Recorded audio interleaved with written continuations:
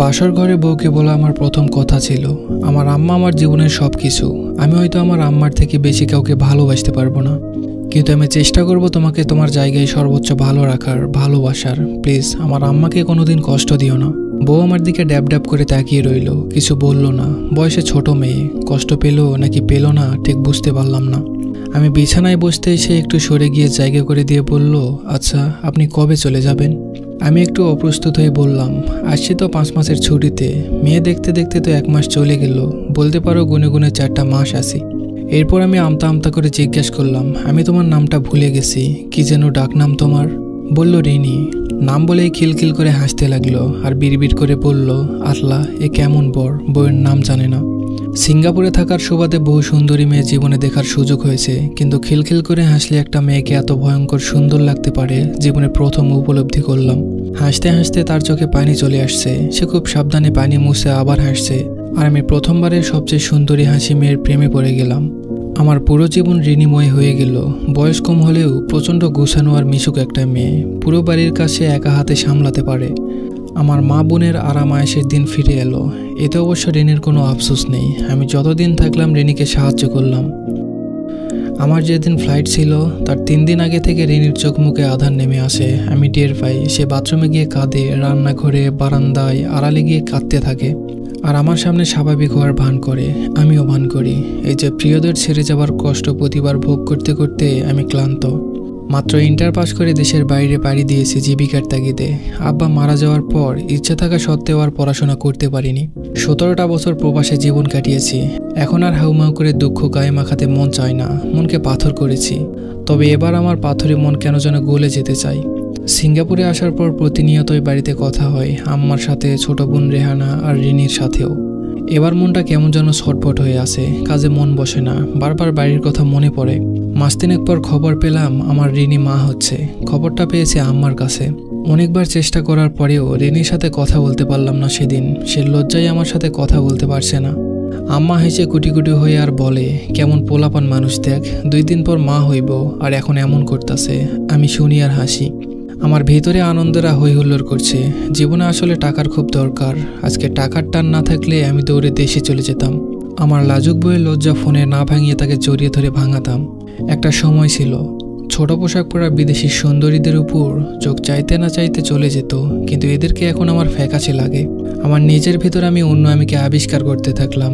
প্রায় খাতা কলম নিয়ে হিসাবে বসি। এখন থেকে আরও খরচ কমাতে হবে নিজের। প্রতিদিন অল্প অল্প করে জমাতে থাকলাম। মোটামুটি একটা সেভিং হলেই দেশে গিয়ে অন্তত 1 মাস থেকে আসবো। আমার 2 চোখ ভরা রঙিন স্বপ্নের মৃত্যু ঘটল সেদিন, যেদিন বাড়ি থেকে ফোন করে বলল আমার সন্তান আর ঋণী নাকি পৃথিবীতে আর নেই। পানি ভেঙে যাওয়ার ফলে নাকি এমনটা হয়েছে। নিজেকে বোঝানোর মতো কোনো ভাষা আমার জানা ছিল না। শুধু তখন চিৎকার করে কান্না করতে মন চাইল, কিন্তু সেটাও পারছিলাম না। তখন শুধু আকাশের দিকে তাকিয়ে বললাম, হে আল্লাহ, আমি আপনার ফয়সালাকে মেনে নিয়েছি। আমার অশান্ত হৃদয়কে আপনি শান্ত করে দিন। প্রচণ্ড যন্ত্রণায় আমার দিনগুলো কাটতে লাগলো। উঠতে বসতে সারাক্ষণ ঋণের কথা কানে বাজে। যে সময়ও কল দিত ওই সময়গুলো মনের অজান্তেই ফোন হাতে নিতাম। কিসের যেন অপেক্ষা, যেন শেষই হয় না। 3 মাস পর দেশে গেলাম। স্ত্রী সন্তানের কবর জিয়ারত করাটাই আমার মুখ্য উদ্দেশ্য ছিল। রাতে রিনির ফোনটা ঘাঁটছিলাম। হঠাৎ তার মেসেঞ্জার চেক করে দেখলাম একটা আইডিতে রিনি অনেক মেসেজ পাঠিয়েছে, ভয়েস পাঠিয়েছে, কিন্তু ওপাশের কোনো মেসেজ নেই। আইডি কার হতে পারে বোঝার কোনো উপায় নেই, প্রোফাইল লক করা। আমি মেসেজগুলো পড়তে লাগলাম। আমার মা বোনকে নিয়ে শত শত অভিযোগ, শত শত দুঃখ কষ্টের কথা সে লিখে পাঠিয়েছে। রাগ লাগছে, মনে সন্দেহ উকি দিল, সে কি কারোর সাথে পরকীয়ায় জড়িয়েছিল। পরের দিন সকালে আমি টাকা দিয়ে সেই আইডিটা হ্যাক করাই। লগ ইন করে বোকা বনে যাই। ফেক আইডি, কোনো ফ্রেন্ড নেই, রিনি ছাড়া কোনো পোস্টও নেই। লগ ইন ডিটেলস চেক করে বুঝলাম এটা রিনিরই আইডি, আর সে তার কষ্টগুলো আমাকে না বলে এখানে লিখে রেখেছে। অনেক জানা অজানা সত্য আমি জানতে পারলাম। সে আমাকে কেন বলেনি তা বুঝতে আমার আর বাকি রইল না। কতটা অমানবিক আমার মার বোন হতে পারে আমি চিন্তাও করতে পারছি না। মেয়েটা নিশ্চয় ভেবেছিল সবচেয়ে বেশি ভালোবাসার মানুষের নামে আমার কাছে অভিযোগ করতে নেই, কিংবা আমাকে সে কষ্ট দিতে চায়নি। অনুতাপ অনুশোচনা আমাকে ঘিরে তুলল। আমি হাসপাতালে গেলাম যেখানে রিনি মারা গেছে। অনেক কষ্টে ডাক্তারের সাথে যোগাযোগ করে জানতে পারলাম আসল সত্যটা। রিনিকে প্রথমত দেরিতে হাসপাতালে আনা হয়েছিল, দ্বিতীয়ত আম্মার বোন জোর করে নর্মাল ডেলিভারি করাতে চেয়েছিল। মূলত আম্মাকে রাজি করাতে করাতে আরও অনেকটা সময় পেরিয়ে যায়। খুব বাজে শোনালেও আমার অবচেতন মন আমাকে বারবার বলছে, তোর আম্মা তোর বউয়ের খুনি। বাড়িতে এসে আম্মার রুমে গেলাম, আম্মার সামনে বসলাম আর আম্মাকে বললাম, আম্মা, আমার ছোট বোনটার কেন যেন সিজার করেছিল ডাক্তার। আম্মা পানের বক্সটা খুলতে খুলতে বলল, কেন আবার? পানি ভাঙার ডর আছিল, ডাক্তারই তো কইল করতে, আল্লাহ বাঁচাইছে, সময় মতো করা গেছে। আম্মার উত্তরে আমার কলিজায় আগুন জ্বলে গেল। যেটা নিজের মেয়ের বেলায় ভাবতে পেরেছে সেটা রিনের বেলায় পারল না। একজন নারী হয়ে অন্য নারীর প্রতি এতটা অবহেলা। কোনো মতে ধৈর্য ধরে বললাম, আম্মা, আমি কি আপনারে কখনো কষ্ট দিছি, ভালোবাসা কম দিছি? আম্মা এবার একটু অবাক হয়ে বলল, কেন বাজান, কি হয়েছে? এডিকুস কেড়ে। আমি আম্মার হাত ধরে বললাম, আম্মা, আমি আপনারে এত ভালোবাসি, তাই জানতে চাই আমার দ্বারা আপনি কষ্ট পাইছেন কিনা। আম্মা আমার মাথায় হাত বুলিয়ে বলল, তুই আমার সোনার টুকরা ছেলে, তোর মতো ছেলে যেন আল্লাহ সবার ঘরে ঘরে দেয়। আমি আম্মার আর একটু কাছে গিয়ে বললাম, আম্মা, রিনিকে তো আপনি রেহানা দুজনেই পছন্দ করে এনেছিলেন, তাহলে ওর সাথে এমন কেন করছেন আম্মা? ওরে ফোনে কথা বলতে দেখলে এত ডাকাডাকি করতেন কেন বলেন তো? 8 মাসের পথই মানুষটারে দিয়ে কেন ভারী কাজ করাইতেন? খাবার কেন কম দিতেন আম্মা? আমি কি টাকা কম দিতাম? লাগলে আমারে বলতেন, আমি না খাইয়া টাকা দিতাম। আমি যে আল্লাহর ভরসায় আপনার কাছে আমার বউরে রেখে গিয়েছিলাম, আপনি আপনার বিবাহিত মেয়ের দেখভাল করলেন, যে শ্বশুর বাড়িতে না নিজের মায়ের কাছে থাকে বেশি। কিন্তু আমার এতিম বউটারে দেখলেন না আম্মা, কাজের লোকের মতো তারে দিয়ে খাটাইছেন।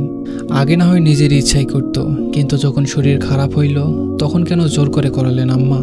আম্মা আমার হাত ছেড়ে দিয়ে চিৎকার করে বলল, মরার আগে এমন মিথ্যা কথা কইয়া গেছে আমার নামে, আল্লাহ আমারে তুমি উঠাই নাও, তুমি বিচার করো, কবরে আগুন জ্বলবো। আম্মার চিৎকারে বোনার ভাতিজিও ছুটে এলো। আমি বোনের দিকে তাকিয়ে বললাম, তোর সিজারের টাকা কে দিয়েছিল? আমি। তোরে অনার্স পাস কে করাইছে? আমি। তোর জামাইয়ের আবদার কে মেটাই? তোর সংসার কয়দিন পর পর কার টাকায় জোড়া লাগে? আমার টাকায়। তাহলে আমার সংসারটা ভাঙলি কেন বলতে পারবি? বোন আমার হুঙ্কার ছেড়ে বলল, ও তুমি আমাকে বিচার করতে দেশে আইছো? তোমার বউ যে এত কুটনা আগে বুঝিনি, এত মিথ্যুক, ছি। আমি কিছুটা রেগে গিয়ে বললাম, মিথ্যুক তো তোরা, যত রকমের অমানসিক নির্যাতন করেছিস, এমনকি তুই তার গায়ে 2 দিন হাত তুলেছিস। আমার আম্মা সেটাকে আবার সঠিক রায় দিয়েছে, অথচ সে আমাকে কিছু বলল না। বোন এবার মস্করার সুরে বলল, ও তোমার ভালো বউ কিছু বলে নাই, তাহলে এগুলি এখন তোমার বউয়ের ভূত এসে বলে গেছে। ইচ্ছা হলো চর মেরে ওর দাঁতগুলা ভেঙে দেই।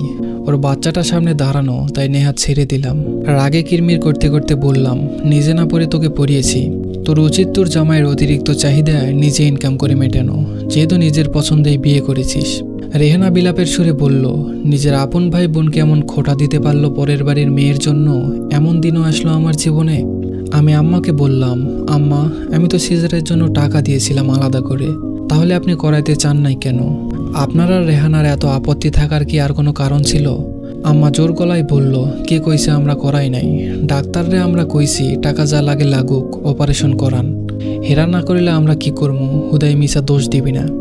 আম্মার সহজ সরল মিথ্যা আমার কাছে বিষের মতো লাগছে। আমি দীর্ঘশ্বাস ফেলে বললাম, আম্মা, আমি খবর নিয়ে আসছি। সিজারের টাকা আপনি আপনার মেয়ের জামাইকে দিয়েছেন, তার জমি কেনার টাকা শর্ট পড়াই। আপনি আপনার মেয়ের সংসার বাঁচালেন আর আমার সংসারটা ভেঙে দিলেন। আমার মাসুম বাচ্চাটারে মেরে ফেললেন। এ আপনার কেমন বিচার আম্মা? আম্মা কাঁদো কাঁদো গলায় বলল, হায়াত মৌত আল্লাহর হাতে, তুই আমারে দোষ দিতে পারিস না। কোথায় যেন হাদিসটা পড়েছিলাম, তুমি তোমার বাবা মায়ের সাথে তর্ক করো না, এমনকি তাদের জুতোর সাথেও না, যদিও বা তুমি সঠিক হও। নিজেকে সামলে নিয়ে আম্মার দিকে তাকিয়ে শান্তভাবে বললাম, আল্লাহ বলেছে চেষ্টা করতে, আপনি এবং আপনারা করেন নাই, বরং আরও খারাপ করেছেন। তারে তিলে তিলে শারীরিক মানসিক যন্ত্রণা দিয়ে মেরেছেন। সে যদি আমাকে নালিশ করত তাহলে সত্য মিথ্যা মিশানোর সুযোগ ছিল, কিন্তু যে মানুষ নিজের সাথে কথা বলে তার মিথ্যা বলার দরকার হয় না। কথাটা বলে রুমে চলে আসলাম। অনেক প্রশ্ন, অনেক ইচ্ছা থাকা সত্ত্বেও বললাম না। মা বোন বিলাপ করছে, আশেপাশের মানুষ আমাকে বউ পাগল নিষ্ঠুরতম সন্তান হিসাবে জানছে, জানুক, তাতে আমার কিছু যায় আসে না। ফ্লাইটের আগের দিন আম্মা আমাকে খেতে ডাকলো। এতদিন একসাথে না খেলেও আজকে খেলাম। খুব স্বাভাবিকভাবে আম্মাকে বললাম, আম্মা, কোনোদিন তো এয়ারপোর্টে যান নাই, এবার চাইলে যেতে পারেন। আমার সহজ স্বাভাবিক কথায় আম্মা খুশি হলেন। আমার দিকে চেয়ারটা একটু টেনে বলল, বাবা, আর একটা মাস থেকে যা, আমি তোর জন্য মেয়ে খুঁজতেছি, চিন্তা করিস না, ভালো মেয়েই আনমু, জীবন কি আর এমনি চলবে? আমি হাসলাম। আম্মার দিকে তাকিয়ে কিছু বললাম না। মনে মনে ভাবলাম, আচ্ছা, আম্মারা না সব বোঝে, কিছু কিছু আম্মারা কেন বোঝে না যে সন্তানের সুখ কিসে? ইমিগ্রেশনে ঢোকার আগে আমি আম্মাকে জড়িয়ে ধরে কানের কাছে ফিসফিস করে বললাম, আম্মা, আপনি আমাকে সন্তানহারা করেছেন, আজকে থেকে আপনিও ছেলেহারা। এটা আপনার প্রতি আমার নীরব প্রতিবাদ। আম্মা, আপনাকে যদি আমার বুকের ভেতরের কষ্টটা দেখাতে পারতাম তাহলে আপনি বুঝতেন আপনার কলিজার টুকরা ছেলেকে নিজের হাতে কতটা কষ্টের সাগরে ফেলে দিয়েছেন। আম্মা আটকে উঠলেন, আমার হাত শক্ত করে ধরে বললেন, কি বললি তুই? আমি আম্মার হাত ছেড়ে দিয়ে বোনকে উদ্দেশ্য করে বললাম, যদি দেখিস কখনো টাকা পয়সা পাঠানো বন্ধ হয়ে গেছে, বুঝবি তোর ভাই মারা গেছে। ততদিন আম্মা বেঁচে থাকলে আশা করি তুই তার দেখভাল করবি, এছাড়া তোদের টাকার কথা ভাবতে হবে না কখনো। দুকদম হেঁটেই পিছনে ফিরে তাকালাম। আমার প্রিয় আম্মা আমার জন্মদাত্রী হাউমাউ করে কাঁদছেন। পিছনে ফিরে গেলাম আবার। আম্মার দুহাতে চুমু খেয়ে বললাম, আম্মা, আমি আপনার থেকেও হতভাগা। আপনার সন্তান আপনার থেকে হারিয়ে গেলেও আপনাকে ভালোবাসবে, আর আমার সন্তান আমাকে চেনার আগে শোয়ার আগেই আমার থেকে হারিয়ে গেছে। আম্মা চিৎকার করে মাটিতে বসে পড়লেন। আমি যথাসম্ভব দ্রুত হাঁটতে লাগলাম। আর পিছনে ফিরে তাকানো যাবে না, পিছুটান বড্ড খারাপ জিনিস। ফ্লাইটে উঠে প্লেলিস্ট খুঁজে পুরনো গানটা খুঁজে বের করলাম, সময় উপযোগী গান। ছোটবেলায় আব্বা রেডিওতে একটা গান খুব বাজাতো, শিল্পী ইব্রাহিমের গান। বড় হয়ে ইউটিউবে খুঁজে বের করেছি। আমি গা এলিয়ে দিয়ে চোখ বুঝলাম, অল্প ভলিউমও বাজছে। আমার ভালোবাসা তোমার প্রতি রইল, চোখের আড়ালে চলে গেলেও আমি মনের আঙিনায় রইব। আমার ভালোবাসা তোমার প্রতি রইল। চোখ বুজে আমি আমার রেনিকে দেখতে পাই। খিলখিল করে হাসতে থাকা মেয়েটা আজকে হাসছে না, তার দু চোখ ভরা অভিমান, ভালোবাসার দৌড়ে পিছিয়ে থাকার অভিমান। এ অভিমান ভাঙাবো কেমনে? ধন্যবাদ সবাইকে।